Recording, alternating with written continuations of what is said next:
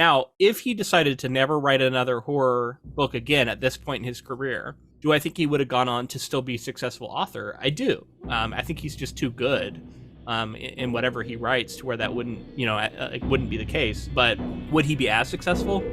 I don't know about that.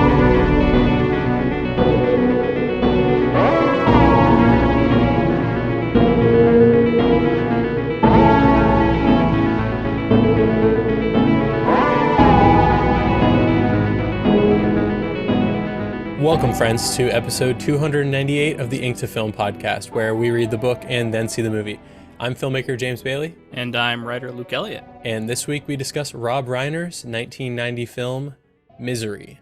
So continuing to fill out our Stephen King body of work for the podcast, we have now seen the Rob Reiner adaptation, which reportedly is one of Stephen King's top 10 adaptations, in his opinion. Interesting. Yeah, I'll be excited to hear what your thoughts are on it, and whether or not that lines up with how you felt.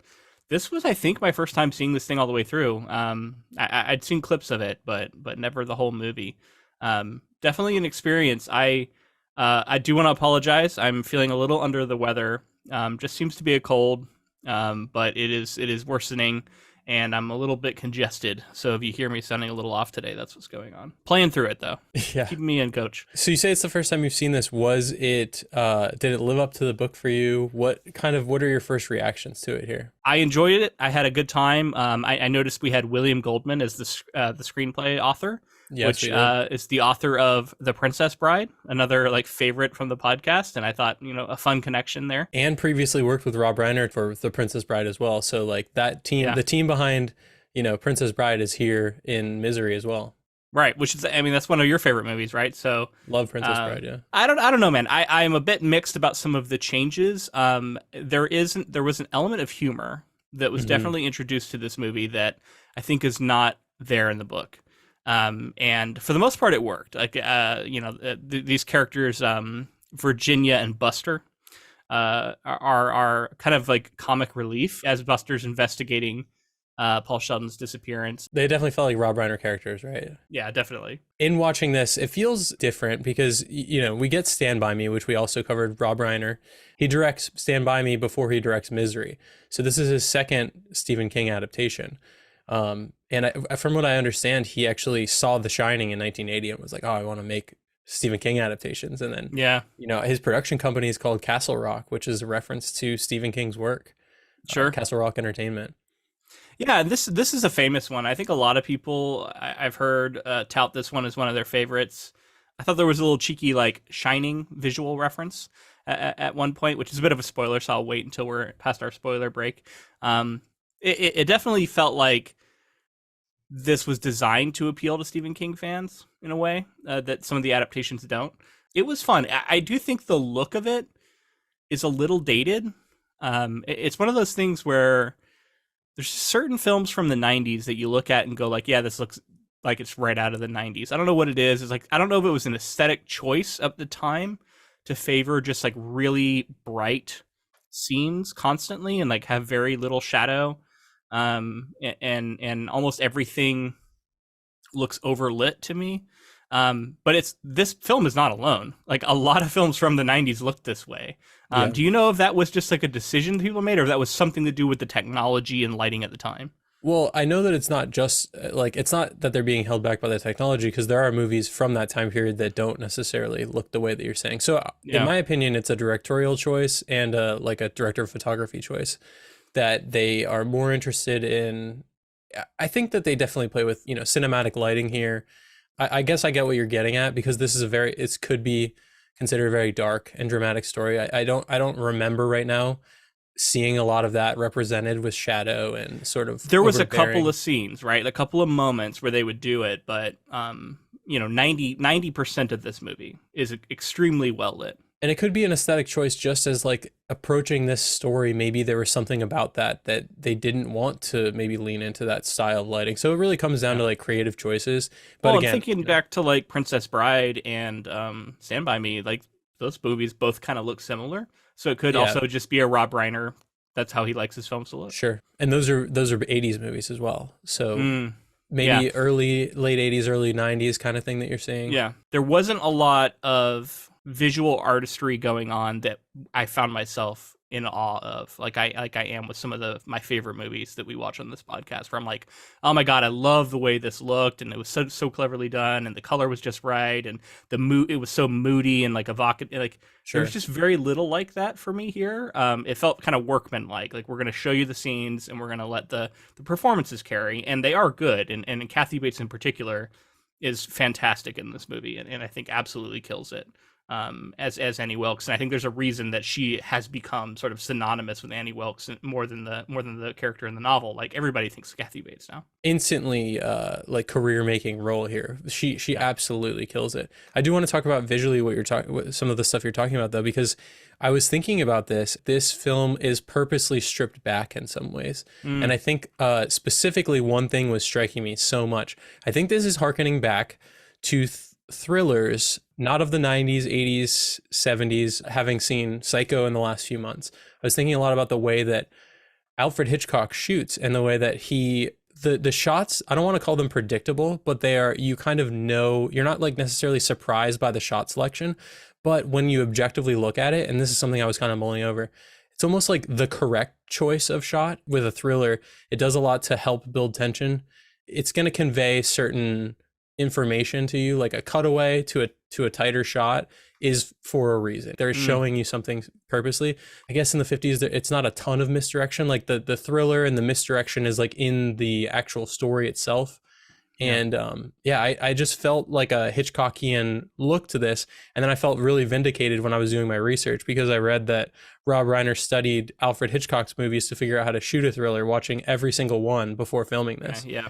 Apparently, Reiner had Hitchcock on the brain so much that James Caan overheard Reiner chastising himself one day on set, asking himself, quote, "Who do you think you are, Alfred Hitchcock?" I mean, that's cool to see someone inspired by a great like that, and try and use it. I think it did have that a bit of that feel. Maybe that's why it seemed a little dated to me at times, just because it was harkening back to like an older style of filmmaking. I think that's what it is. I think it's harkening back more modern thrillers. I expect to be surprised by shot selections in a way that like the film is also surprising me. And here it was like a lot of being trapped in the same room, a lot of like returning to similar shots. And I do think there were a couple of creative ones that stand out to me. Like, for example, some of these like really tight, almost like right in the face of the character shots when things are getting tense. But the way that the editing builds and the music builds tension, and the way that like you get the slow pushes in with a dolly, or just these like really wide shots that show the entire, like there's a scene near the end, near the climax, where like the scene is just playing out, the confrontation is playing out in a wide basically the whole time, which I think adds a lot, and it does kind of harken back to that more simplistic style of storytelling. You mentioned the music, so I wanted to ask you about that too, because I found some of the musical cues a little frustrating, because they would happen before Yeah, the line comes that is itself like the alert to Paul Sheldon that Annie Wilkes is saying something ominous. Like it would the music would be the first thing I would hear, that yeah. like something creepy is going on before the line was delivered. And I think that's a choice that a director's making, but I would always rather the line lead and then the music sort of either arrive simultaneously or follow. Yeah, I noticed that a few times as well, and I think that again harkens back to maybe a different time of filmmaking. Maybe we're more cued in now to really pick up on all these things, but the music Yeah. is meant to be subliminal. So like for it to start, hopefully you're so drawn in by the performances you're not even realizing why you're uneasy and that there's even music Mm, going on until it's built to that moment of tension. I think that's the intent there. But yeah, I did notice that as well, and was also kind of, I found it to be a little jarring as yeah. well, because and it brought attention to itself for my modern Yeah, that's the thing. sensibilities. Like, I want the music to be background, but when all of a sudden the music changes and she hasn't said anything creepy just yet, and then she says something creepy, like it draws attention to that music shift. And maybe it has something to do with just like the unpredictable nature of Annie Wilkes, who like you like what maybe the music sometimes was building up, and then she would say something that wasn't necessarily threatening, and so they may have been playing with us in that way as well. I'd have to see it again to know for sure. Yeah, maybe. We were definitely getting some really good sort of physical performances here, especially by James Caan. I know we saw him in The Godfather, which I'm going to be watching again here soon, as we've discussed on our bonus episode. So I'm excited to revisit him and see him in something else here. He's definitely a familiar face. I've seen in lots, but he was good. I don't think he's the standout that Kathy Bates is, but him having to fling himself around with these legs Yeah. the way he has to like demonstrate pain and discomfort at the same time, he's a little bit of like a slick sort of elite author who's a little out of touch. And I think that came across a little more in the film version of Paul Sheldon than the book version of Paul Sheldon.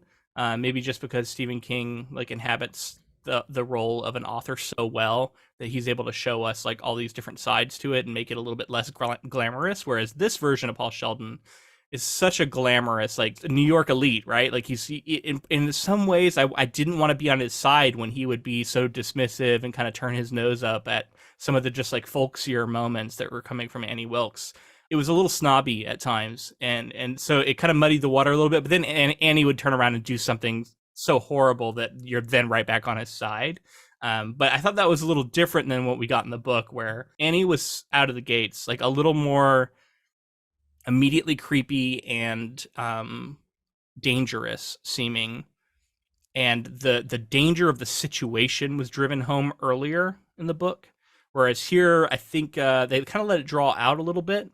He's asking about the roads being clear and can I use the phone, and like it seems to me like maybe he hasn't even figured out yet how much danger he's in, whereas the book version of Paul Sheldon, we picked up on his suspicion that he was in danger was, occurred very early. You get almost halfway through the film before he kind of realizes the gravity of the situation. You said like James Caan in this role was kind of outshined by Kathy Bates in that role. That was sort of the problem with pitching this movie to a lot of different actors. It was offered to William Hurt twice, Kevin Kline, Michael Douglas, Harrison Ford, Dustin Hoffman, Robert De Niro, Al Pacino, Richard Dreyfuss, Gene Hackman, and Robert Redford. They all turned it down. And maybe not for all the same reasons, but I did read that Warren Beatty was like on the hook to play the role and eventually kind of turned it down because he felt like, well, the big shining star in this movie, the role that everybody should want is the Kathy Bates, Annie Wilkes role. James Caan took the role, and a lot of these people who turned it down eventually said that they regretted turning it down because this is definitely one of James Caan's more popular or recognizable roles. Yeah, he's not bad in it. He just gets outshined a little bit. But that's like you're saying, the kind of the nature of the role. It was a physical challenge too, because I think I read he spent like 14 or 15 weeks basically in a bed, and he's having to do a lot of this physicality in the role. So yeah, I just wanted to mention, like, you picked up on that, and I think a lot of actors looking at this role maybe did as well. But ultimately, I think he did a good job with it, and like I said, it's pretty memorable as far as his performances are concerned. And then let's just talk about Kathy Bates, Annie Wilkes, because she really does, like, at this point in her career, she was like doing a lot of television and wasn't necessarily that well known. She brought a lot to this role. And it was like you said, there's some humor here. Even some of the ways that she says things, she can be this like sort of folksy religious character that says a bunch of stuff that we find to be funny as the audience, and then flip it on it like out of nowhere into this like really dramatic and scary really performance that seems unhinged in a lot of ways. And with the way that she expresses that in the face. In her face totally. In a lot of these situations is like, it's really haunting, and you can kind of see why this film is like, I think Annie Wilkes, I read, is like number 17 on the scariest villains of all time kind of lists as far as horror films are concerned, and it's because of that switch, and that I think really because of Kathy Bates' range. I agree with all of that. She was incredible. She had this power to make Annie Wilkes seem pathetic and pitiable in a way where you feel bad for her. And then she would almost switch into this like childlike moment where she's like playing with the pig and like snorting and running around. And there's something a little bit unsettling about that too, because she's clearly, an adult woman and kind of behaving like a child. So that's a little unsettling, but you still kind of have empathy for this character. But then she would fly into these rages. And without going into the catatonia that was described in the book, because I wondered if we were going to get that. She never really froze in that way, but she would just like get explosive, and then she would kind of have to reset. And there was even a part, I think it was when she was talking about the chapter plays, I think they were called, where she was this is right out of the book, where she was complaining about a switch that was made, and she's like, "That's not how it was, and that's not what happened last week." She works herself up into this explosion of anger, and I think at the end, like it's getting closer and closer. Her eyes like kind of go a little bit out to either side, and it just like it was just for a moment, and it was so like disturbing looking. I don't know, it really got me, and I was like, "Damn, that's really incredible." Imagining the production of this film too is so interesting because it really does take place basically in one bedroom. Probably so a pretty low budget. Seems like you wouldn't need a lot for this. I mean, you got some helicopter flying and some vehicles, but like there's not that many locations, not that many actors, like a pretty small cast. I would say probably relatively small budget, but you have to like assume certain budget with the stars that were involved and you know, some of that kind of stuff. Sure. You mentioned the helicopter flight, so I just want to say it now. In one of those scenes, Rob Reiner has a cameo as a helicopter pilot. Oh, he's the pilot? He's the pilot when the sheriff is looking around in the snow. I was looking for a Stephen King cameo, but I guess this is, I know at a certain point in his career, he starts making a lot of cameos, and then that's become a thing that he does a lot in a lot of his films now. And I was wondering if this was going to be at the edge of that, if he was going to show up or not, and I didn't ever see him. But I guess I wasn't on the lookout for Rob Reiner. I didn't know what he looked like. I want to talk a little bit about how this was produced and how, you know, the script came to Rob Reiner here. So producer Andrew Scheinman read Stephen King's novel Misery on an airplane and later recommended it to his director partner at Castle Rock Entertainment, Rob Reiner. Reiner eventually invited writer William Goldman to write the film's screenplay. Rob Reiner was questioned before heading into production if this was really the right project for him, as his background was mostly comedy up to this point. He stated, quote, "It's important for me to find my way into the film, and as you will see, the movie's really about a man who is trapped by his own success and is desperately trying to break out and establish himself in a different way. I felt very much those feelings when I finished All in the Family."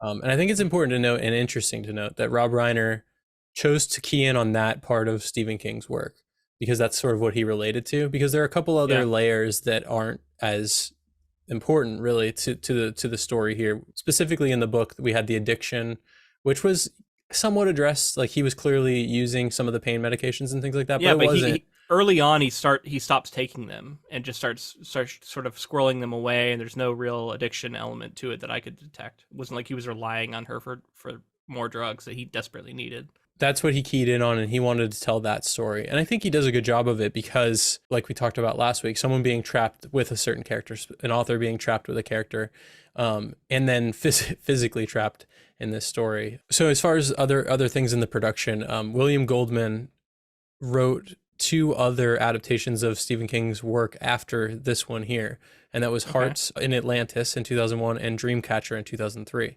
Last week, you mentioned that he adapted a theatrical version of Misery that was released.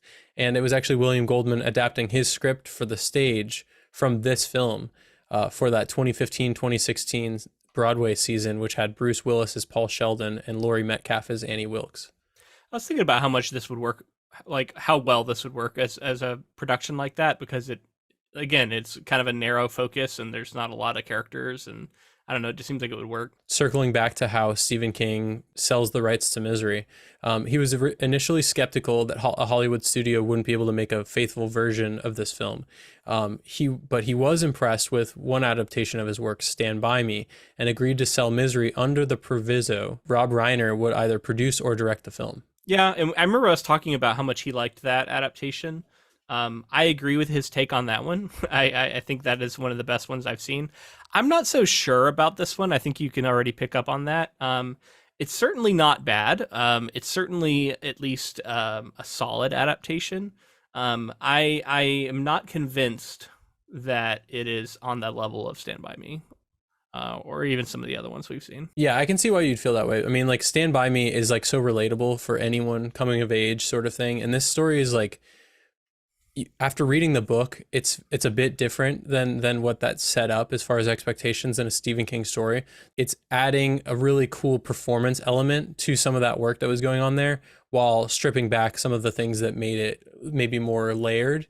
But I think like seeing this movie and seeing the performances, I really enjoyed going through the journey and seeing like all of it brought to screen in a way that is definitely better than my expectations were. I'd heard good things about the film. I knew Yeah. famously that Kathy Bates was amazing in it, but like I was pretty blown away by it. And like for a film that came out in 1990, it felt pretty modern to me. And some of the performances are a little big, but modern in the sense that like it kept my attention the entire way through, and there wasn't any sort of like disconnect there. Sure. I feel like I'm going to need to defend what I just said there, and I want to get into it more, but I'm waiting for our spoiler section. I mean, yeah, I'm looking forward to hearing, all your thoughts on it. I do want to finish out by saying that we've talked a lot about Kathy Bates, and I wanted to bring attention to the fact that she won an Oscar for this film, nominated for an Oscar.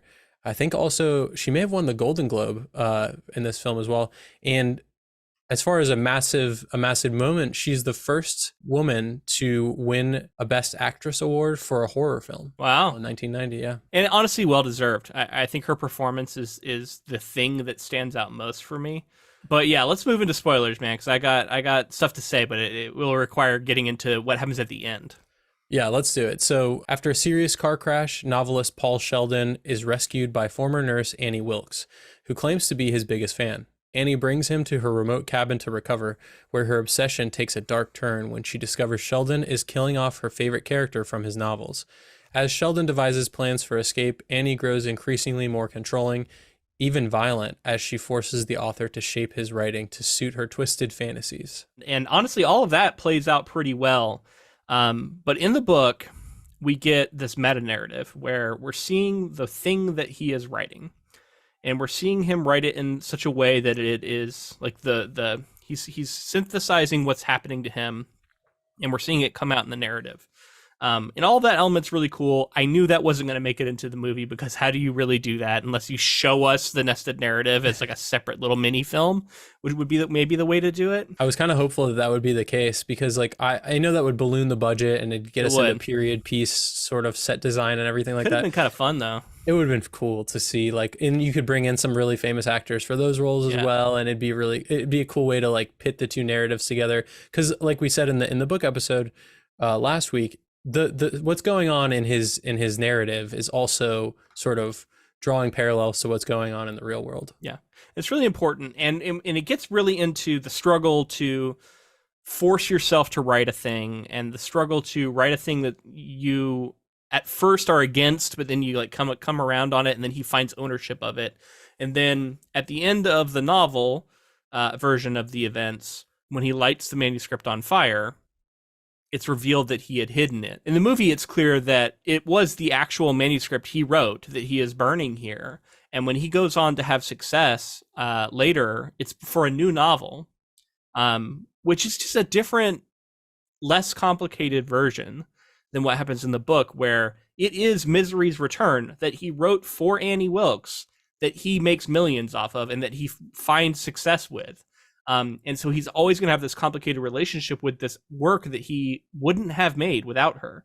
And that becomes a lot cleaner here as we see him fully move on from it and find success elsewhere. And we hear that it's going to get glowing reviews and it's going to do really great. So he's just completely left that behind. There's no complicated relationship between this more popular art that he had been making. Whereas for Stephen King, we know that in many ways this represented his being tied to the horror genre, and how, as much as he wanted to move on and write other stuff, he knew that he was tied to the horror genre and he couldn't leave it behind. And of course, he went on for the rest of his career to continue to write very popular horror novels. So to me, that feels a little bit more honest with the story and what it was trying to say. Yeah, it's interesting because I remember last week you brought up this idea that like it is wild that he doesn't burn Misery's Return, and how like it would have been cleaner as far as the arc is concerned, of him like saying, I'm not gonna always listen to my fans, I'm gonna do what I want to do, and in keeping it almost like keeps her memory alive in a really complicated way. But I like that now we've kind of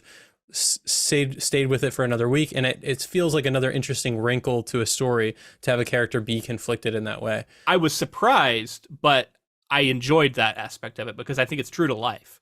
I think it's true to the complicated nature and artists often feel with their really popular works, especially if they don't feel like they're necessarily as artistically sound as something else they may have done. In my research, I found something about Reiner commenting on this in a really interesting way that kind of, looks at the nature of adaptations. So, like you said, King has Paul pretend to burn Misery's Return at the end and then go on to see it published. But the film has him actually destroy the only copy. Reiner suspects that King, even subliminally, fears what might happen if he doesn't supply his constant readers with the kinds of books they expect from him. The director wanted to affirm Paul's desire to move on to other things. So he's kind of making a commentary here about like, even though King will go this far and say all this stuff and shove a story that down Annie Wilkes' throat that she forced him to write and all that kind of stuff, ultimately he realizes the significance of a story that his readers will devour and enjoy. Yeah. And it's funny because like Reiner's basically saying here, like Paul should move on to other things. Yeah. And I get that message. I just, I don't know, man. There's a reason we're all watching this. There's a reason that Stephen King is Stephen King, and you can't take away his success as a horror author. And to do that is almost disingenuous. He appeals to both literary and general audiences. He appeals to a lot of people. And I think Reiner may be right here in thinking that King, even if he didn't necessarily want to write it, realizes like the significance of a story like that and how it can satiate and it can bring joy to some people, and it can kind of like deal with his Annie Wilkes and keep them at bay for another day or so, in some way. Yeah, I just thought that was an interesting way for him to look at it. I think Stephen King has found a way to appreciate that element of his work and to find reward in it, and to not necessarily view it as a purely negative thing. And that was like a process that clearly he was struggling with at this time. He's developed the Richard Bachman, alternate pseudonym. He's writing other kinds of things. Now, if he decided to never write another horror book again at this point in his career, do I think he would have gone on to still be a successful author? I do. I think he's just too good in whatever he writes to where that wouldn't be the case. But would he be as successful? I don't know about that, because clearly he's really, really good at this stuff. And yeah, I think a lot of this book was about him learning to embrace that part of himself, despite having mixed feelings about it. And a lot of that is absent in this version, and I kind of missed it. Well, now that we've talked a lot about the end, let's jump back to the beginning, because we like nonlinear narratives, I guess. We're jumping around. Paul Sheldon here, driving in his 66 Mustang or 65 Mustang or whatever, really erratically down this mountain. Yeah. And then eventually, of course, crashes. Obviously going to get in an accident. Yeah, of course, crashes. He only had one glass of champagne. They noted in the movie that he has a single glass whenever he completes the book. So they took out the element of this being drunk driving too, which is another element that I thought is kind of more true to Stephen King and like what he's trying to get at. Because I think the substance abuse, right, is such a key part of this. And substance abuse kind of gets him into trouble. It kind of kicks all this whole thing off, right? And he blames that completely on why he got in a crash. Paul Sheldon does. He's like, I drank too much champagne. I was a little bit too drunk to drive, and I shouldn't have tried it.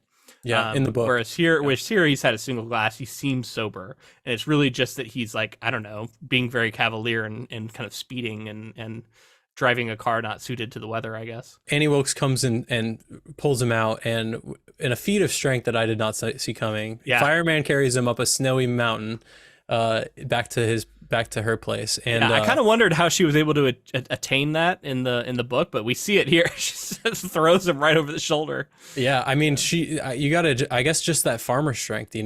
She's working a farm by herself. So I was like, you know what? There's just enough here for me to believe it. I imagined her as a little bit more physically large and imposing in the book, and Paul Sheldon as a little more spindly and thin in the book, whereas these versions were a little more evenly matched, to where it was like a little harder to believe her just throwing James Caan over his shoulder and walking away with him.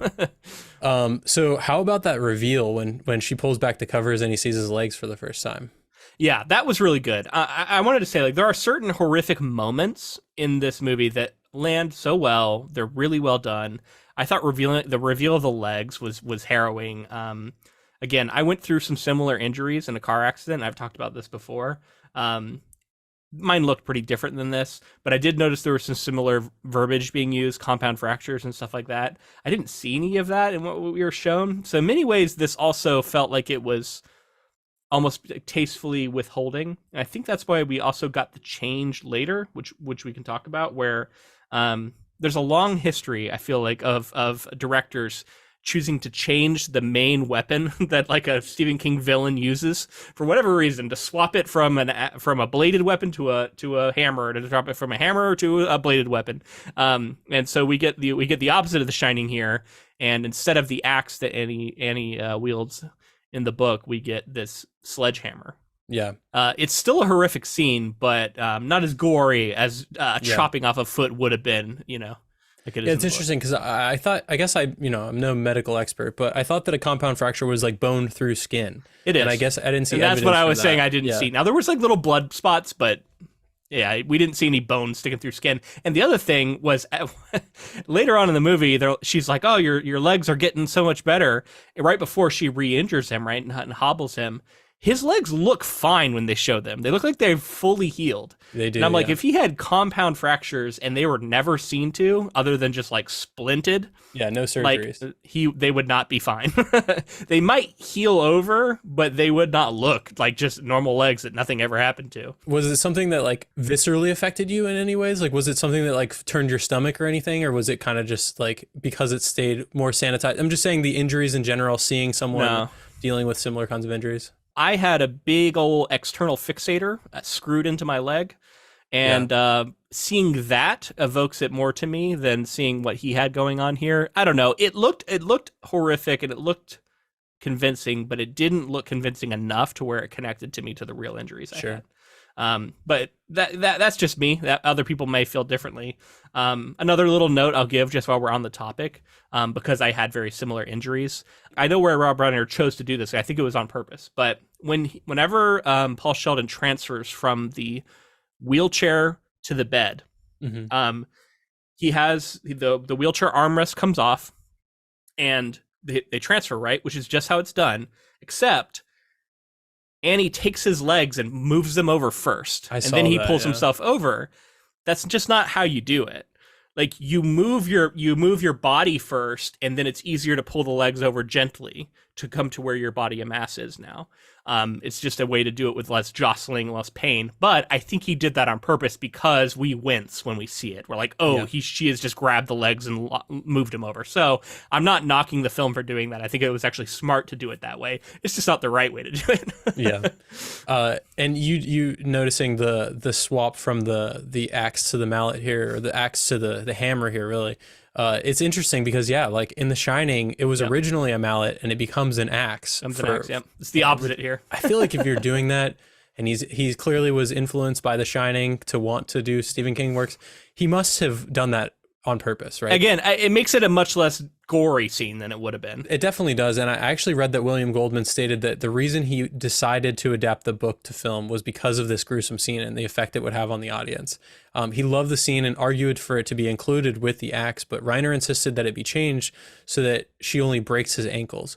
Goldman subsequently wrote that this was the correct decision, as the visual depiction of an amputation may have caused the audience to hate Annie instead of sympathizing with her madness. Interesting. So that does show that they are really trying to go with Annie as a little bit more sympathetic here.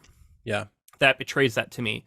And I don't know, maybe that's something that people really like about this film adaptation, that Annie is a little more sympathetic.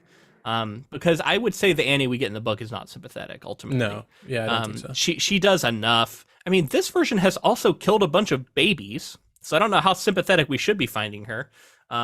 But the version in the book is just even worse, and she runs over a state trooper's head with a driving lawnmower. So Kathy Bates was actually disappointed that didn't make it into the film, and Rob Reiner said that they had to remove it because he felt people may laugh at that scene. Yeah, I mean, it's very over the top. I laughed a little bit about it when it happened in the book. I wanted to see if you see anything about this in your research, but I thought another direct reference was this entire character of Buster, who is investigating this the whole time, only to finally arrive at this, key sequence, this key moment, gets clued into Paul Sheldon being in the basement. We get the reveal where he sees him down on the ground, and then immediately he gets shot in the back in a shocking way. Yeah. I thought this was Dick Halloran Yeah. in the Kubrick adaptation of The Shining. I thought this was a complete parallel, right? Like this whole journey of Dick Hallorann getting there and to save the day, and then he just gets cut down. So I thought that was like some sort of reference. Is that what you Yeah, saw? I didn't see that, but I picked up on that too. And I Okay. actually was thinking about this in the context of Stephen King actually not liking Kubrick's The Shining, because Right. we now have Rob Reiner, who really wants, clearly he likes adapting Stephen King's work and he respects his work. But then you also have him referencing the film that Stephen King doesn't like, Yeah. which inspired him to want to make Stephen King adaptation. So it's getting into this interesting web of like, Stephen King, I just still think to this day that like I know Stephen King is so close to his work because he creates it and he wants it to stay truthful to like the things that he does, but I think it's silly to think that he doesn't respect Kubrick's The Shining at this point. And He said that he said that he thinks it's a pretty movie and it looks good, but it has no soul. Sure. He doesn't like it, man. He says Sure, it's it too doesn't. cold. Okay. You know, we disagree. We like that film, even as we recognize its differences, right?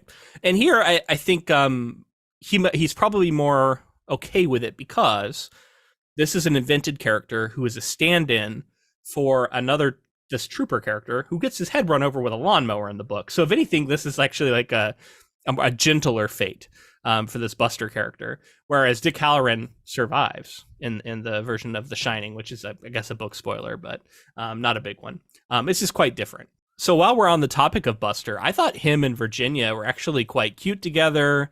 They were funny throughout. I mentioned earlier that they were kind of comic relief, but they're back and forth as a couple. Her coming onto him in the car, and he's like, "You're my deputy while we're in this car." And then she's like, "Oh, he's out there cheating on me with somebody. Who you cheating on me with?" And I just thought their relationship was really adorable, and it makes his death hit all the harder when it does happen. Because I was wondering, I was like, are they still going to kill this character off?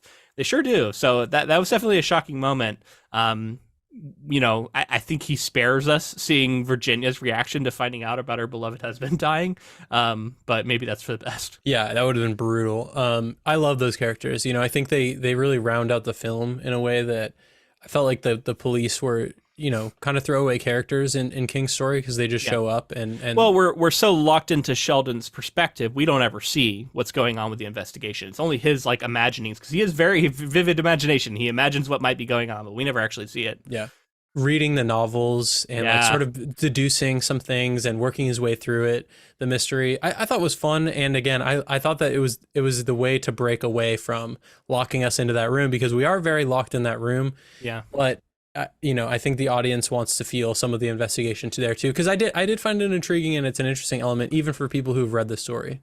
I think honestly, because we don't get the escape that the book provides, the book within a book provides.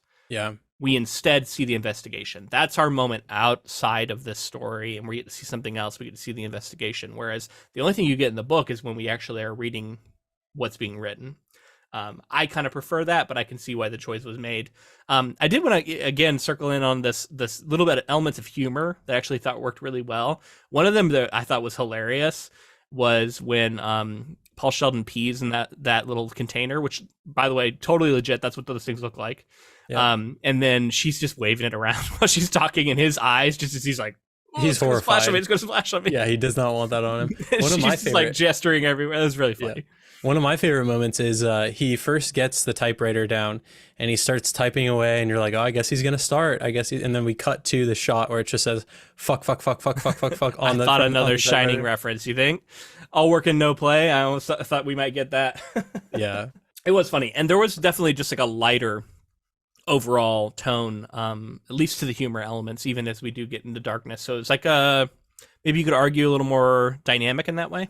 I did find it interesting with that nested narrative. It's not obviously nested here in the film, but when they're talking back and forth about some of the scenes, I was still able to follow what they were saying, but it felt like it was speaking to me as the book reader, saying like, these are the moments that, you know, we're addressing and talking about, but we're not going to see them play out completely.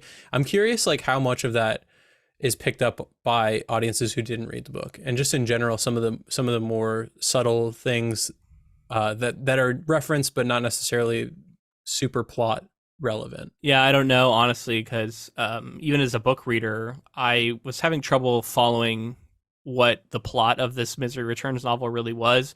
They were just referencing like some arguments were happening. Oh, who's her true love really going to be? I did like that the whole thing about the bee sting made it in there, though. That was because that was a very important moment. But it is robbed of a lot of what makes it cool in the book, in the sense that he just came up with it. This very convoluted B plot, and it sounds absolutely ridiculous, and it is. But in the book, like it's a lot longer journey to arrive at that, and he ends up using a suggestion from her, which again ties her intrinsically into the book and into its creation. We get to the point where he's picking the lock and he's moving out of that single room that he's been in this entire time. And supposedly the cast and crew were so excited for the scene where he picks the bedroom lock and rolls himself around the house to explore because, quote, we had literally only moved like 4 feet, but it was exciting to be shooting something other than that bedroom. So just thinking of a crew again, at least as far as the shooting schedule, I'm not sure, but James Caan was in that bed for like 15 weeks. So you have to assume all these people are coming to work every single day, and they're filming in that same bedroom for all of those scenes as well. So yeah, to get to move anywhere else must have been really exciting. And then, the way he explores the house feels similar to the movie. I like the ways that they, rather than the string, there's like things that he's moving and ways that she's able to the penguin that he's leaving. Yeah. Mm-hmm. It's not facing the right direction, which I did notice when he put it back, it was facing a different direction. Yeah, for sure. And she's caught that in this version. She also, there's some similarities and some differences, right? Like with the whole memory lane thing, we find out that a lot of her history is similar. We don't get the axe murder that she has apparently committed from the book. We end on the reveal that maybe she's responsible for all these baby deaths, and she does seem to be, which is, I think, all you really need to drive home just how frightening she is. And then we do immediately get that where she comes home, recognizes that he's been out. One thing that is different here, and I think it was fully introduced for the movie, was this whole gambit with the wine, right? Because he has all these drugs that he hasn't been taking. Yeah. I know that's different because in the book he's taking them. And instead he tries to poison her or like knock her out with the wine, and then she just knocks it over and like just in a clumsy moment. Do you think that she knew what was going on there? Do you think she? I don't think so. No, you think it was just clumsiness? In this version, she didn't seem as like crafty as she did in the book. By the end, like, she's almost become supernatural. She's not, like, this is not a supernatural novel, and neither is the film, but she is almost beyond that. And you get to the point where you can understand why Paul is so terrified of her and thinks that she actually is still alive and that she is somehow able to best all these, these cops when they show up. Like, she's still out there. She's still going to kill you. Because he's so just frightened of her and what she's able to do. And she's called him on so many things. This version of Annie, while frightening, she felt more human to me, and she felt like she was capable of making more mistakes. You mentioned sympathetic, and I think it's more like we pity her more for some reason in this version, and realizing that has mental illnesses and clearly has committed atrocities like killing babies and things like that. But yeah, Kathy Bates' performance really sells us on, there's like an innocence there at times that maybe has something to do with those illnesses she has. I'll tell you what goes a long way. Misery the pig. What an adorable fucking pig. When that pig jumped up on the bed, I'd be petting that pig. I would not be looking like, oh my God, get this pig away from me. I'd be like, oh, give him scritches. Yeah. I was like, give that pig some scritches. So cute. Such a cute pig. Dog pig, basically. It's dog pig. Yeah. So I was reading, by the way, and you mentioned last week, I guess I just didn't understand the details. Originally, when Stephen King was writing this story, he wanted to write a story where, from what I understand, the pig was going to eat Paul Sheldon. And then out of his skin, she would make a binding for the book he had written. Yes. Which is absolutely insane. And then that's when she would have called it the Annie Wilkes first edition. It literally, his skin becomes the cover of the book. Yeah. Couldn't believe it. And he ended up abandoning that. And that was kind of his talking about how the creative process goes and how he had an ending planned out, right? When you're outlining a book, that's the ending he had. And he's writing the thing, and at some point while he's writing it, he has to realize, like, that's not the right ending. So I'm going to write away from that. And he said that one of the things that surprised him was finding out how sort of resilient Paul Sheldon was and how he was able to fight back in these kinds of ways. And I think he ultimately found a better ending for it. I think he found the right ending for it, which I know Stephen King gets a lot of trash for his endings. I think this is one, in the book version especially, where I think this was the right ending. Yeah, I mean, I see nothing wrong with the ending of this story. I actually really like it. I want to address the scene. The hobbling scene is what it's become known as. Scene, yeah. Because that foot turned sideways, man. That was pretty visceral. It's visceral, man. And they nail that. I read that the legs were fake. They were molded out of gelatin. Armatures with wires were inserted into the prosthetic ankle so that when Annie hit them with the sledgehammer, they would bend at the desired gruesome angles. It says they, but they only showed one. I thought we were going to get a shot of the second one, but we just hear it. Yeah, we hear it for the second one. Yeah. Well, maybe it just didn't work out shot-wise or something. Yeah, they probably shot it and then decided not to show it because maybe it was a little too much or something. Yeah, and to see the facial reaction sometimes is good too. Like, you like to have a reaction in film. You get a lot of reaction. Her putting that wedge between the 2 feet, something about that is just really disturbing too. It feels like ritualistic or something. Like something, I don't know, crazy. Well, he's just so helpless. He can't do anything in this moment. He's strapped down. He's at her whims. Like, he's powerless. There were holes cut into the mattress so that Caan could hide his real legs up to the knees. So he's kind of like, bent underneath the bed there. That had to be uncomfortable, but yeah. After the scene was filmed, James Caan turned to Rob Reiner and said, "You're a sick fuck." I like it. Yeah. And then just another fun thing, when Kathy Bates picked up her Oscar and made her speech, one thing she said humorously was, quote, "I would like to thank Jimmy Caan and apologize publicly for the ankles." I like it. Yeah, I thought she was going to say something about dirty birdies or something. A lot of those lines have become so iconic, and they're right out of the book. And in many ways, this is a very faithful adaptation. But I think it's one of those interesting examples where a couple of key changes does make all the difference in the world, to where I still don't want to call this faithful. Even if you look at the elements of it, it seems to be, right? And we get so much of the same character, we get so many of the same lines and scenes, but there's something very essential to the book that is omitted, and through that omission, I still feel like this isn't 100% faithful, if that's even possible, in making the jump. Yeah, it's like, it does just enough to really, I think, drive home most of what the book was getting at. But if you're talking about like the sort of layered, more complicated look at like all of the things that Stephen King, especially because in hindsight, he kind of has been saying that the story is meant to represent his addiction more than maybe some of the other things that people are pulling out of it.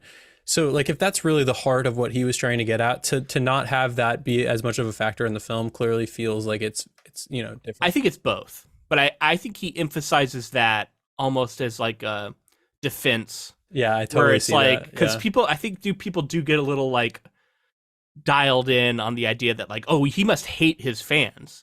And look at Misery, look at this book he wrote. And I think he's trying to say like, no. It's the most extreme of his fans, the ones who are not, they don't see the human behind the artist, right? Yeah. And I don't know all the details to this, but I don't know if you're aware of this, but at some point, a fan broke into his house and I think had a weapon and was like, I think he ended up not being home when it happened, was the only reason. But like, a fan broke into his house with a weapon. So like, he has had some pretty scary run-ins with fans. To where, it's hard to blame him for being a little bit worried about this. I read somewhere that he meant for Annie to be like the amalgamation of all of his most like fringe fans that were kind of like scary in ways. Yeah. And we talked about this last week. He had just published The Eyes of the Dragon, and that book was not well received by his fans. He was getting a lot of pushback at the time in which he was drafting this one. So I think some of that was coming out. I also do want to address a change that I felt more, and it was present in the book, but played up more here. I think that Paul really realizes that he can leverage a pseudo love for Annie in this film, and he plays up the date, he plays up the celebration, the love that they may actually share, which was present a little bit, or maybe some implied relationship stuff there, but she even goes as far as to say like, I love you, and don't say it back because I know you don't mean it, and then it slowly builds to something that she believes, and then he can leverage against her in this scenario where he has almost no power. Stephen King didn't go down that route, even though it was there. He kind of does. Like, I think a lot of the outward actions are the same, but what's different here is we're not inside his head. We don't get voiceover, which I actually think was a clever and cleverly done. I'm glad we didn't get the voiceover. It would have been really tempting to do. And so because of that, we don't know for sure how he feels about her, right? where it's all reaction, it's all him doing stuff when she's not looking, and that kind of betray the way he really feels. But in the book, we get Paul Sheldon going, I want to fucking kill her. I would kill her right now if I could. And then he says something nice to her, and you're like, okay, so he's lying from the jump. So it's just a little different. But I remember a lot of the same stuff gets said to her in the book. Maybe that's part of it, yeah. Well, let's talk about the final confrontation, because this is a big moment, right? There's kind of an explosion of violence here. She comes in, he lights the stuff on fire, he hits her over the head with the typewriter, which it was the back in the book. They roll around, he punches her in the face at one point, he's like trying to strangle her. She shoots him in the shoulder. She shoots him, you're right. She shoots him with the gun. She's shoving the paper in her mouth, which I wasn't sure if that was going to make it into the movie. Did you think he was going to say suck my book again? Or I no? thought maybe, but it does not get said. Here. I did notice with all this talk of profanity. I think he says eat it or something like that. With all this talk of profanity, she can't stand it, all this stuff. I did notice that throughout the whole film, she called him dirty birdie, she called him all this other stuff. And then she calls him a fucking cocksucker, or just maybe just a cocksucker at the end of the... Yeah, which shows her being a bit of a hypocrite, maybe, you would argue. Yeah. Or like her most base, like she gets down to like that primal anger or something that she can no longer control her societal, what she thinks is right and all that kind of stuff, her morals. Well, and some of this is a front, right? Because she's killing people. So obviously she doesn't care that much about it, right? If you're killing people, how can you talk about cursing as a problem?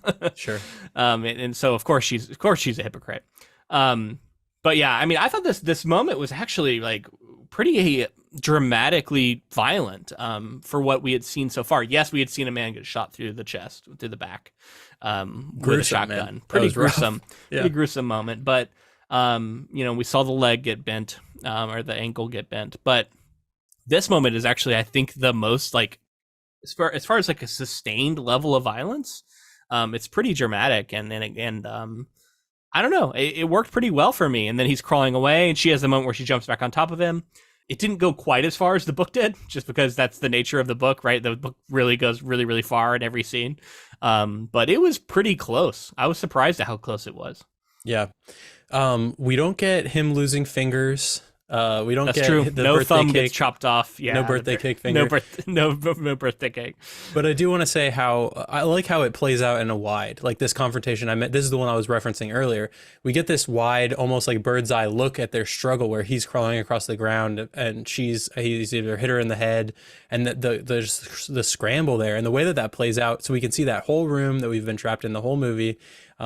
Yeah, it's really visually interesting. I want to highlight that for people in case they're listening to the movie episode only and haven't read the book. In the book, Annie Wilkes chops his thumb off and then serves him a birthday cake with the thumb as the center candle. I think he dreams the actual... the birthday cake? No, that really happens. Does it? I could have sworn it was a dream. Okay. I mean, gotcha. I have to go back and look for sure now that you're making me doubt it, but I was pretty certain that actually happens. But that just goes to show you there is a little bit of a difference in the Annie Wilkes of the book, and how much farther she's willing to go. So at the end here, Paul gets away. He seems to have been healing somewhat. He's walking with a cane. This is such a funny view of how authors' lives are, and we've seen this before in other Stephen King adaptations. I feel like a little bit with like Rear Window, and only Stephen King, because like there's not many authors. Like you could maybe Secret Window, not Rear Window. You're right. There's only a few authors that can even like dream of this level of fame. Like there's so few. And so the idea, but I feel like this perpetuates the idea that authors are like wearing full suits, going to ritzy lunches with their literary agents in New York City, and like that's their lives, and like that's just so rare. There's a percentage of authors, very small percentage of authors, maybe especially back then. Again, Stephen King is in a very rarefied air, and but I think this contributes to, because there is a misperception out there that people who are like, oh, you're a published author, you must be like this, because that's what they've seen in movies. Well, it's interesting too, because I don't get that vibe from, he's always kind of been more like t-shirt and jeans kind of author. I agree. And it's like, played up more. Again, I think the version of Paul Sheldon in the book is a little more similar to Stephen King, a little more blue collar. This version is that little bit more of a New York elite who's talking about going out to ritzy New York restaurants and wearing full suits, and maybe to differentiate, to make it seem like it's not direct author insert as much as it obviously it also really drives a wedge between him and Annie, audience and creator. Sure. But it's not the most favorable of ways, honestly. You look at him like I don't know, like it's hard to fully empathize with that life and that version of that character. Yeah. So we get him sitting down. They're talking about, like you said before, there's a new book that he's created that's doing well or getting good reviews. And then It's called, by the way, I paused it and looked at the title. It's called The Higher Education of J. Philip Stone. That is the name of his new book. So he is not writing another misery book. He is writing his literary opus. Do you think this like book starts with a little boy and a skunk in a cart kind of thing? Or because something that's similar, it does happen in the book. He has written this Misery Returns novel that is making millions, and then he is going to write a new literary novel. So we get a little bit of that moving on and being willing to try something else, but he has already profited off this other thing. And she does also pitch the idea of him writing a nonfiction book, and he basically just shuts that down. Like, I'm never going to revisit that trauma. But in the book, I would argue you could perceive the book you are currently reading as that book. So there's another little layer there that I find really fun. Yeah, especially because he says if he ever did write it, he would embellish it. Yeah. And this is kind of like a, who knows how this story would have played out and if this is meant to be truth in the lore. But I like that at the end we get the similar scene where he's still seeing Annie Wilkes. She's pushing a cart up towards him with, I think, a birthday cake. So maybe a reference to that other scene. Yeah. He's seeing her in someone who clearly isn't her. It's someone else. Although she does say, "I'm your number one fan," which again brings it all the way back around. Like it's that fear of your fans comes back to center stage. We get that reaction from James Caan from Paul Sheldon too, where he kind of looks at her and he has that full shit, and then he's like that's very sweet of you or something. yeah. Very fun film. I think we've arrived at the point where we need to decide though. Which was better. I have one more thing I wanted to talk about. Just that Stephen King was so impressed with Kathy Bates' performance in this film that he later wrote 2 more roles for her. The title role in his novel Dolores Claiborne was written with Bates in mind, and Bates later starred in the film adaptation of Dolores Claiborne in 1995. King also wrote the script for the TV miniseries The Stand. His original novel featured a male character named Ray Flowers. Upon hearing that Bates wanted to be involved in the miniseries, King rewrote the part as a woman, Ray Flowers, R-A-E Flowers, just so Bates could play the part. Cool. I didn't know she was in that. We still need to watch that Stand miniseries version because we've only seen the new remake, new version, if you want, however you want to call that. We covered that a couple years ago now. Yeah, that's really fascinating. She's great, so I can see why he would be taken with her. And if you can get her in your adaptations, do it.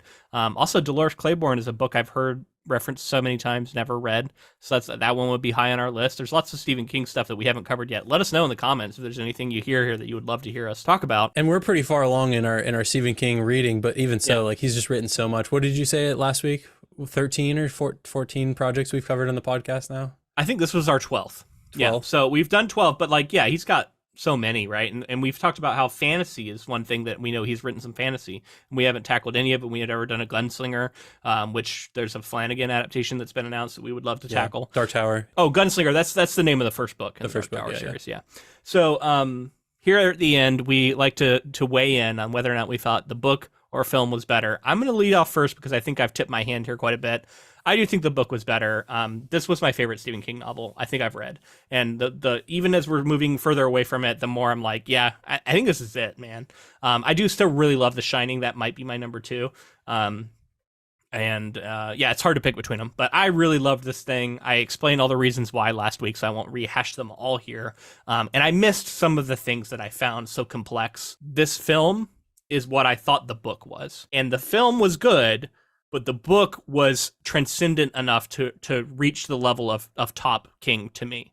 So I don't think the film quite achieved that. Even among King adaptations, this would probably not be in my top 3. I'm not sure where I would slot it, but it's not one of my favorites. I really like this adaptation. I don't think it's close to the top of the list as far as Stephen King adaptations go, but I enjoyed myself the whole way through. I think it's an entertaining film. I think that the performance is really I can't sing the praise enough because that really is the reason to see this movie. There's a lot, I like Rob Reiner's look at this film. I like the way he infuses some of his comedic sensibilities, and it goes brutal. It goes there as far as this film is concerned, like the brutality of Stephen King story is concerned. I'm actually going to take the book. I agree with you in this case. There was just like some complexity. Like I really did like the nested narrative. I really liked the layered look at like what all subtext or what all is the moral of this story that Stephen King was trying to tell. And honestly, in the movie, as much as having pity for Annie is interesting, I kind of missed almost the force of nature that she was in the book, and the threat that she posed, like felt like I mentioned in our book coverage, Stephen King loves to do these characters and have like sort of possible supernatural thing going on in his stories. And then ultimately the humans are sometimes more the threat or some combination of the two.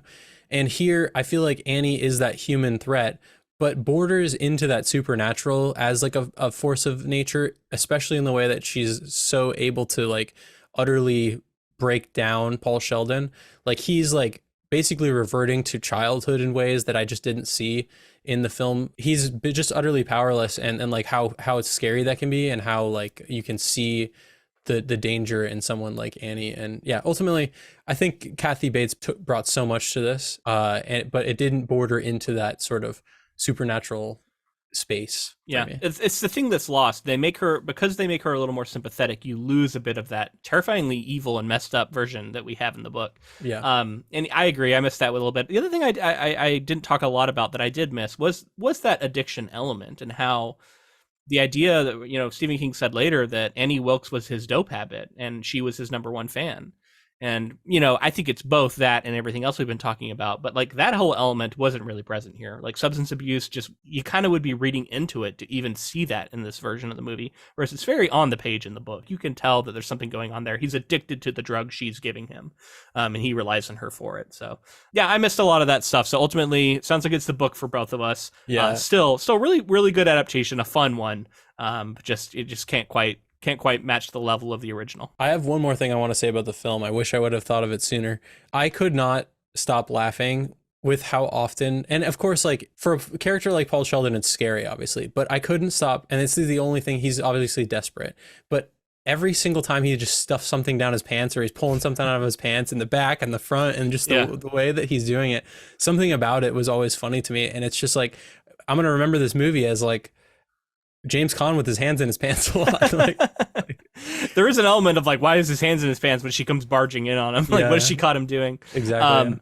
Yeah, that dirty birdie. I wanted to announce that our next episode is going to be a special one, followed by another special one. So next up, we are going to be having the author Paul Tremblay on. And if you are unfamiliar with the name, he is the author of the Cabin at the End of the World, which was adapted into Knock at the Cabin very recently. We're going to have him on to talk about that adaptation. If you are a fan of Stephen King and his work, Paul Tremblay is definitely an author you should be aware of and looking into. I think he writes in a very similar vein, and I think that his writing would appeal to fans of Stephen King. So definitely check that out. And if you are curious about that interview, stay tuned for next week. The week after that, we are going to be hitting our 300th episode, which is a big milestone for us. And we're going to be doing a special Hall of Fame induction style episode where we induct 3 titles into a Hall of Fame. And if you're curious how we get to the titles that we have chosen, we just released a bonus episode on our Patreon where we talk about whittling 10 down to a top 6, which is what we're going to be considering for that next episode. So if you're curious about that and what criteria went into it and how we're determining what's eligible and what's not eligible, check out our most recent Patreon episode, patreon.com/inktofilm. And for as little as $2, you can get access to that episode and tons of other bonus content that we have on there. And make sure to also connect with us on social media, Facebook, Twitter, Instagram. You know, subscribe on YouTube, like the videos, hit that bell, do all the things that they tell you to do on social media.